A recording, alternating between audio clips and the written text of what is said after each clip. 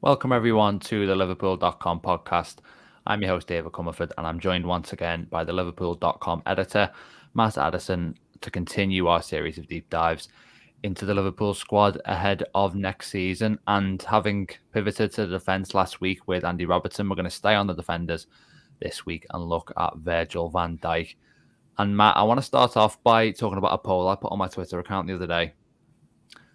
And the question I asked was, Liverpool fans, do you expect Van Dijk to get back to his 21-22 levels next season? And the options I said were yes, there or thereabouts, or no, he's in decline. And obviously, you know, there was no real question of Van Dijk at this stage. I think getting back to sort of the player we saw in 2019 when he very nearly won the Ballon d'Or. But, you know, 21-22, he was in the World 11 still. He was in the PFA Team of the Year. So if Liverpool get back to that player, they'll be doing all right. But I was really struck by how divisive the poll proved to be. I mean, there was 55 people that voted in it. Of those, 28 said yes, there or thereabouts, and 27 said no. So it does seem to have split the fan base, or certainly that sort of sample size, if you like, down the middle. So to start off with, Matt, where do you stand on that particular question? Yeah, I mean, you wouldn't maybe expect it to be quite that close, but I can see why there's a bit of a difference in opinion. I think you kind of touched a bit on it there in terms of, you know, we're not talking about the very, very peak, you know, best defender of all time conversation, but we're still talking about a kind of level which I would say is still, you know, the best in the Premier League, the best around in terms of 21, 22. You know, you'd be hard pressed to find anybody of that standard. I still think Liverpool will hope that he can get obviously better than what he was last season. I think he was still maybe getting over the injury a little bit. Maybe the sort of impact of that was a little bit delayed. Maybe when you're sort of confident going for the quadruple, wanting to play every week, it's a little bit easier to get over those sort of little issues that you might have off the back of a big injury. Maybe that comes more into play last season when it's a little bit more difficult. And to be honest, he's been asked last season to do a lot more. You know, the season before, Liverpool was so dominant that if they conceded the odd goal, it didn't really matter. There wasn't loads of counter-attacks and loads of opportunities that, you know, he needed to be on top of all of the time. So it's a hard one to answer. I'd be more tempted to go with the kind of, no, he is starting to decline, but I don't want that to sound as if I'm saying, you know, Liverpool need to find a replacement, or, you know, this is the beginning of the end, or anything like that. I think he will improve next season. I think Liverpool collectively will improve. I think it will be, you know, a completely different season, completely different way of watching Liverpool and how we assess them. I don't necessarily think he'll get back to the level of the season before, but I don't think he'll be a million miles off that. And, you know, if he is fairly close to that, I still think there's a fairly strong argument that you're still talking about one of the top 3 or 4 defenders, centre-backs, you know, in world football. So I would go no, just about, but I don't think that's necessarily, you know, a negative thing or, you know, a huge surprise given the age that he is. At some point, you'd expect him to drop off a little bit. Fortunately for him and for Liverpool, the drop-off for him is still better than most players have, even at the peak. Yeah, absolutely. And I wonder if we'll see what was the best version of Van Dijk last season. That player maybe not quite as dominant as the player from the season before, but, you know, Van Dijk did still have, I think, maybe particularly towards the end of the season, like you say, when Liverpool improved, haven't struggled for much of the campaign. You know, if he can produce those kind of performances on a consistent basis, then, you know, you're looking at sort of a, you know, 7 out of 10 consistently. Then I think Liverpool would sort of take that. That might be okay. To sort of reflect on last season, then, I mean, one thing that I've thought about a fair bit with Trent Alexander-Arnold, especially, but I think it applies to Van Dijk as well, is players face more scrutiny than others, and I think that sort of informs our view of them quite a bit. So in the case of Trent, for example, a lot of Liverpool fans talk about how every single defensive misstep from him is highlighted, and for other players, there isn't that same desire to look for any error and pounce on an error they might make. Same for Van Dijk as well, because it's sort of this thing of, you know, he's been the hunted at the top of that centre-back hierarchy, and everyone's looking for chinks in his armour. And now that there are more of those appearing, maybe there is sort of more maybe talk about that. Maybe it has been blown out of proportion a little bit. So I suppose the question is, I mean, how much did you think Van Dijk did struggle last season, and what were, in your eyes, the main reasons for that? I think he did struggle at certain points in a couple of specific areas that I think he used to excel in. I think that kind of one-on-one sort of defending when he's exposed and when he's got somebody coming up against him. I think last season at times there were players that probably fancied the chances a little bit too much, that the kind of aura of just not even bothering trying to take him on, as was the case in previous seasons. I think that's been lost a little bit. I think that's probably exaggerated a little bit by just the fact that Liverpool were so open, and maybe if you've got, you know, a functioning midfield in front of him, maybe you can start to build that aura back up again. You know, maybe if he's got a little bit more protection around him, suddenly he starts to look a little bit better, and people go back to what he was, even if he isn't at the same level as he was a couple of years ago.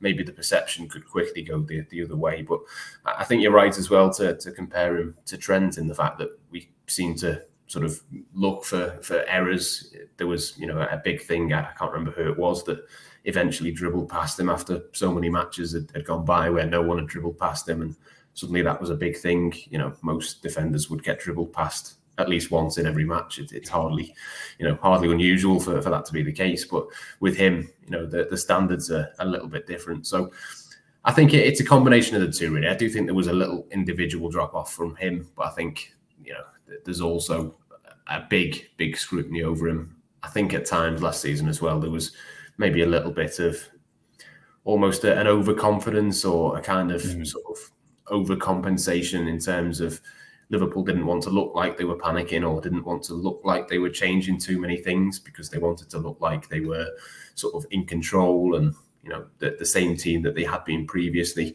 whereas maybe, you know, the intensity had maybe been a little bit lost in the defending. And again, I suppose that's similar with Trent as well. You know, neither of them at times were perfect. They just maybe weren't quite as bad as what some pundits and maybe some fans of other teams maybe would have levelled at them. So I think I expect him to get better next season in terms of that, but it kind of all ties in, really. I think if Fabinho can get back to his best, as we've previously discussed, then, you know, maybe that sort of solves a little bit of two problems, really, two in one almost. So yeah, I'm not worried about him, but there were times last season where I thought it just didn't look like he'd engaged as much as what he should have done. He was maybe trying to defend a little bit like the aura was still there when, you know, it clearly wasn't, and that led to a few goals. Yeah, I mean, this was the interesting thing, I suppose. You know, Van Dijk has built his, I suppose, his legacy, his sort of reputation off kind of almost being so reluctant to engage. Just, you know, we very rarely would see him kind of put a foot in. He's more kind of about sort of, he'd sort of kind of marshal the attacker down this sort of down this cul-de-sac basically, and then they'd sort of lose it or they'd fluff their lines. And for so long, that was probably his greatest strength, almost the fact that he was having to do so little because of, you know, how well he was able to read the attacker, how well he was able to sort of use his defensive brain. And then last year, it just kind of flipped a bit, where it looked like it was just, instead of being sort of assured and nonchalant, it looked sort of careless at times, and that he was just simply way too standoffish, really. I mean, it's interesting that you talk about the 1v1 defending side of things, because there's some stats here that I looked up sort of in preparation for this that are quite alarming on that front. If we look at kind of the dribble pass thing, so there's a stat percentage of dribblers tackled. So essentially the number of times Van Dijk's put a challenge in compared to, you know, the amount he actually wins the ball. And if we're sort of looking at peak Van Dijk, first season Liverpool, 80%, 18-19 remarkably was 100%. So every single time he put a foot in, he won the ball. 19-20 did dip quite a bit to 46.2%. Last year, like we mentioned, he was quite good, just under 70%. And this year, Liverpool career low of 42.1. Likewise, ground duel success rate, 59%, is the lowest of his Liverpool career so far. And again, if we're going back to that 18-19 season, it was 81% then and 70% in the two seasons either side of that. So we have seen a big drop-off in terms of Van Dijk's sort of ability to win challenges. There's some quotes I want to read to you now, Matt, from a couple of Dutch pundits. I mean, obviously the Netherlands have kind of, they're in sort of a strange position at the moment where obviously they qualify for the World Cup. I think, you know, they've made some progress in terms of having missed, I think, a couple of major tournaments. You know, they have returned, but maybe still not quite living up to the expectations. And there's been Van Dijk as the captain of the team has borne the brunt of some of the criticism. So there was a quote recently from Ruud Gullit who said, Van Dijk doesn't have leadership skills. He said, you know, it's supposed to be Van Dijk and Frankie de Jong who are the leaders on the pitch, but he doesn't. And that kind of reminds you of something Marco van Basten said back in March, when he quite damningly said Van Dijk makes noise but doesn't say anything. And he said, a good captain thinks aloud, make clear what's going on, but Van Dijk stays in between. He creates chaos, and that leads to misunderstandings.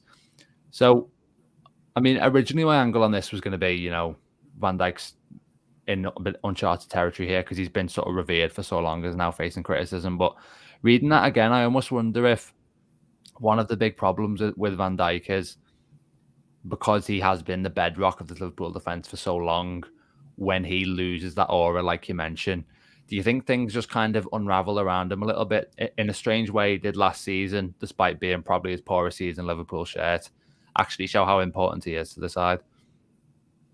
Yeah, I suppose that's the way to look at it, isn't it? I think the first thing we should say is those quotes are maybe a little bit over dramatic. I think we've seen it when England have maybe been a little bit more struggling. I'm sure, you know, the pundits 10 or 15 years ago when England teams were underperforming and key players were, you know, maybe not collectively doing as much as what you'd think. You know, Van Dijk and Frankie de Jong have been picked out here as kind of the two that have reached those levels or played for that sort of caliber of club. I think, you know, the Netherlands generally have underperformed, but maybe the expectations on them are unrealistic. If they do sort of lose a few matches, maybe suddenly the criticism is slightly over the top. But I think that's, you know, to some extent is fair. I think Van Dijk is a player that, you know, he obviously was at his best when Liverpool were at their best, and you don't know to what extent is that the case because of that, or is one the result of the other. I'd like to think that if the rest of the Liverpool team improved, he would suddenly look a lot better, because, you know, just purely in terms of, you know, we've mentioned things like one-on-one battles. We've spoken about sort of, you know, positioning and leadership and all of that sort of thing. I mean, if he does have the odd mistake in him now when he didn't do previously, just the fact that he's going to have to make fewer tackles, or he's going to come up in these one-on-one sort of duels on lower occasions, you'd like to think that, you know, that the numbers could improve, and his confidence within his own sort of ability, which I think at times last season was probably dented a little bit, could possibly improve as a result of just having to do a little bit less defending.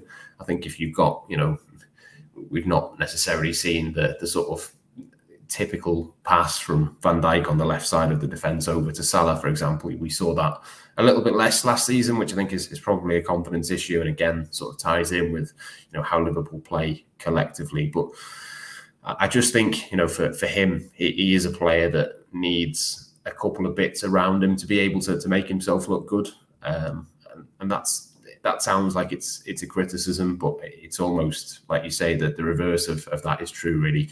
He can only show his best passing attributes when Liverpool are in control, for example. He can only, you know, do various bits of his defending when he doesn't have to do it all of the time. If he's got to make one tackle in the second half, it's almost more impressive that he gets that one right. It's a bit like when you talk about a goalkeeper of the top level. Addison, for example, doesn't have to make 20 saves and look amazing, but the one save that he does make, you can kind of guarantee that he gets that right. So I think if Liverpool can get back to a position of that, even if, you know, it's not actually true, I think it probably is, but even if it's not true, that the perception of him will change, and the way that we look at him and the way that we assess him will change. But I mean, just to go back to the Netherlands point, I don't think that necessarily will ever be the case. I think they've got a good team, they've got some good players, but I think possibly, you know, him, De Jong, obviously Cody Gakpo has been, you know, important for them.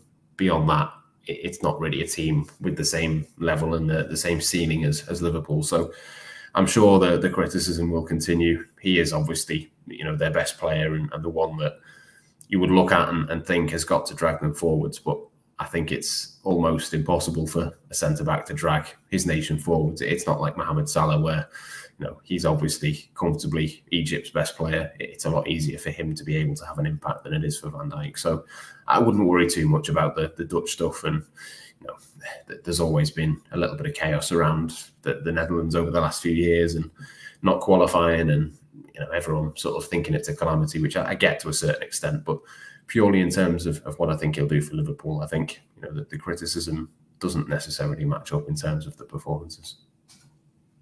It feels a little bit sort of like, I mean, you make the England comparison there. It feels a bit like he's not really kind of appreciated. And I do wonder if sort of, the Netherlands not being in that 2018 World Cup, for example, I mean, maybe that's sort of the closest you could have got. Obviously, there was the Euros afterwards as well. Maybe kind of not having the sort of peak version of Van Dijk around then was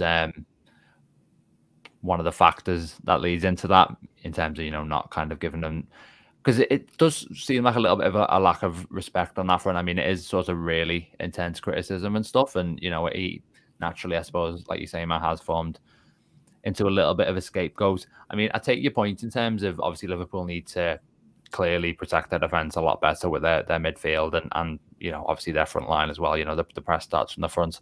I do think that naturally any sort of problems with Van Dijk are going to be more significant, just naturally because of the way Liverpool play. And there is obviously a new system in place for next year, we think, with Alexander-Arnold sort of in that hybrid role. You got kind of more of that boxing midfield, but I still think the kind of Jurgen Klopp principles of the high line, that sort of really aggressive approach. I mean, that system and the success of it has almost been predicated on a peak version of Van Dijk. So I think, yes, you'd hope that he has to do less defending, but also he is going to be placed, as much as, Konate and whoever else is back there, it is going to be placed in these situations where they are sort of running back towards their own goal, where they're sort of either outnumbered or it's kind of a 3v3 situation or something like that, where Van Dijk really is going to have to sort of be on his game, and he is going to be tested to sort of the maximum degree. And kind of following on from that, I suppose, when we did the Fabinho podcast, we talked about how, based on the transfer links we'd seen, there was every indication that Liverpool were going to continue to rely on him next season. It looks like they'll do the same for Van Dijk. Obviously, there was never really a question of, after his first ever poor season for Liverpool, they weren't just going to kind of move on from him then. No chance at all of that. But it does feel a little bit, and, stop me if this isn't fair, Matt, but it feels a little bit like Liverpool's success next season in terms of what their ceiling is, whether they can be a title contender or whether they're just a team in the top four race again, is going to be defined in large part by the level Van Dijk can reach, because he is, as we've said, such a key figure in the success of their defence. Yeah, I think we mentioned it a little bit on last week's pod, where I think for me, it basically will come down to the two centre-backs and Fabinho in front. And that's kind of where I'm looking at it. It's either that makes the team back to the level that it was, or Liverpool have more sort of troubles of what they have done. We know that they are looking for a left-sided centre-back, but it's not going to be someone that comes in and instantly takes the place of Van Dijk, obviously, because there's not really anybody out there who could do that. But it possibly could be someone that is a little bit younger, a bit more of a project, maybe gets the Europa League and lets Van Dijk sort of have a bit more of a rest, which I think is important moving forwards in terms of managing him.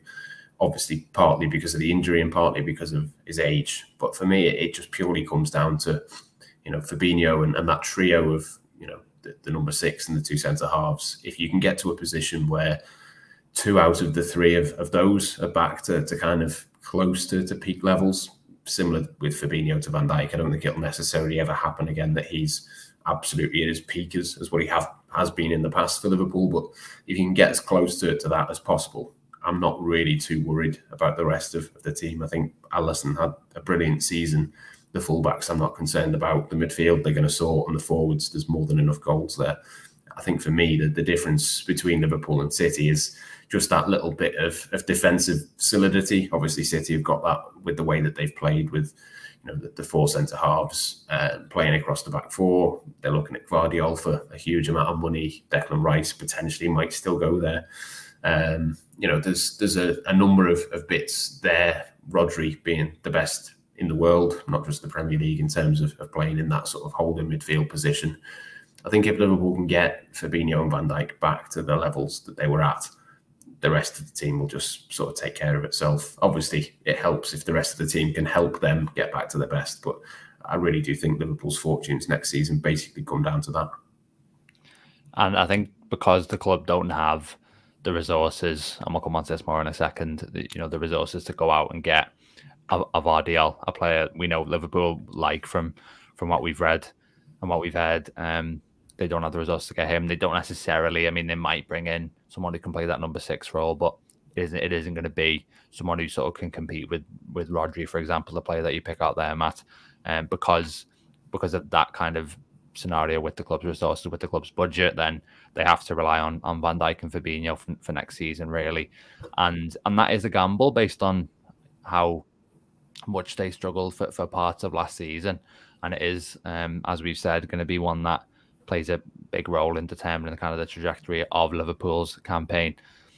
But I want to talk about the transfer side of things now. I mean, I think I agree with you, Matt. I mean, there's no kind of prospect of a player coming in and certainly immediately challenging Van Dijk. But what should the plan be?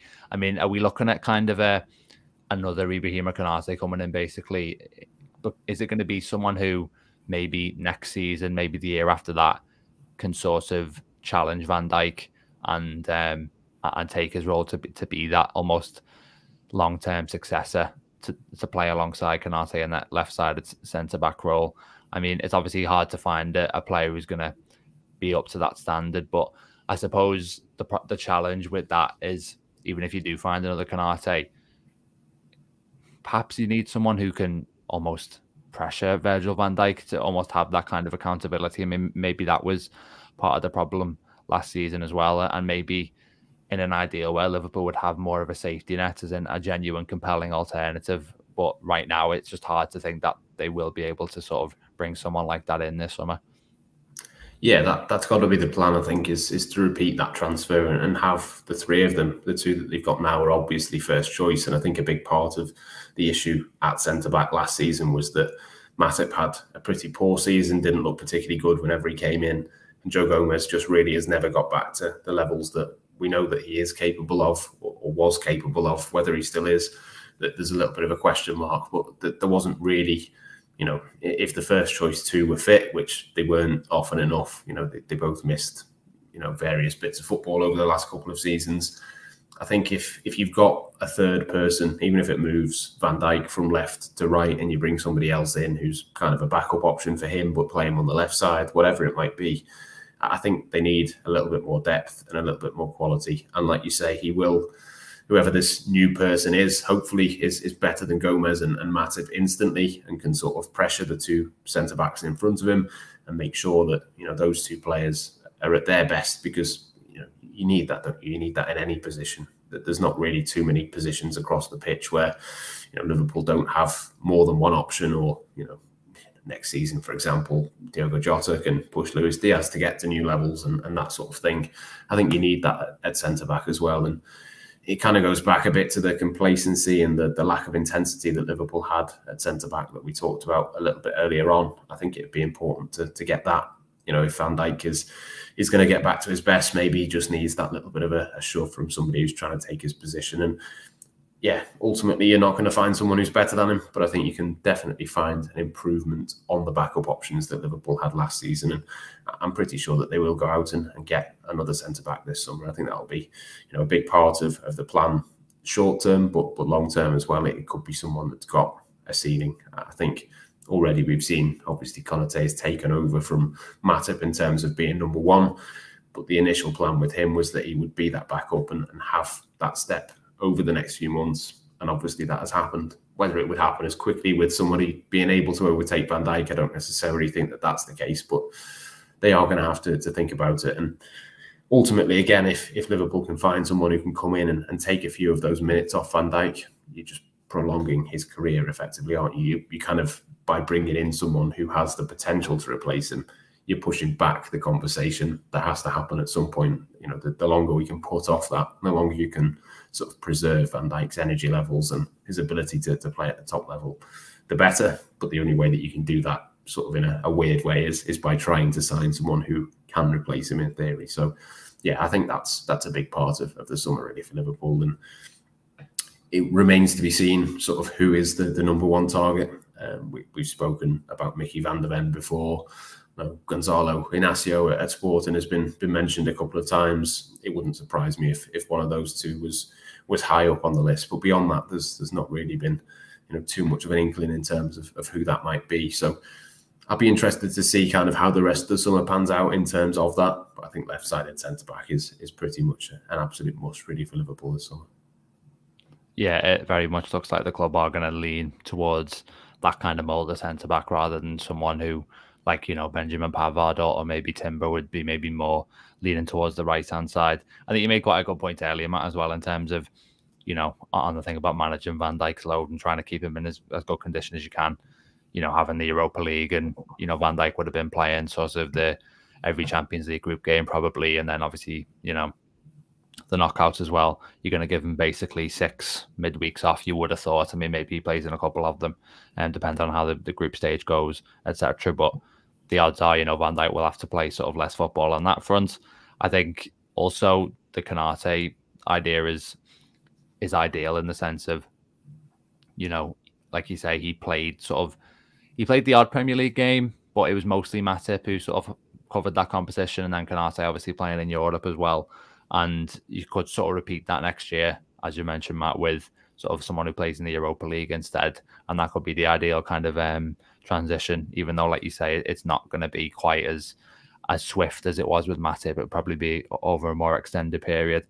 And I think the one challenge that sort of stands out really with this is Liverpool have got to find a leader, and maybe that will be Ibrahim Konate, but like he hasn't had to do that yet. He's not been someone who would sort of lead the defence, and while he looks like he is going to prove to be one of the best centre halves in the world, in the next few years, he's certainly on that trajectory.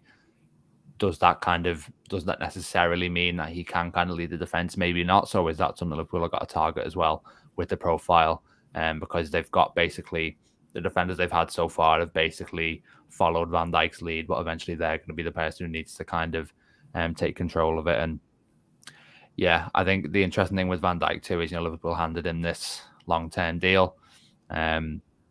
Maybe didn't envisage him struggling as much as he did last year, and the way he performs this season probably play quite a big part in whether Liverpool decide to hand him an extension, because in 12 months' time, we're going to be talking about a player who has 1 year left on his deal, and then you have a bit of a contract dilemma on your hands. But yeah, we'll leave it there for this podcast. Thanks very much, everyone, for listening. Thanks to Matt for joining me. And we'll be back next week to look at another of Liverpool's defenders. But yeah, until then, take care.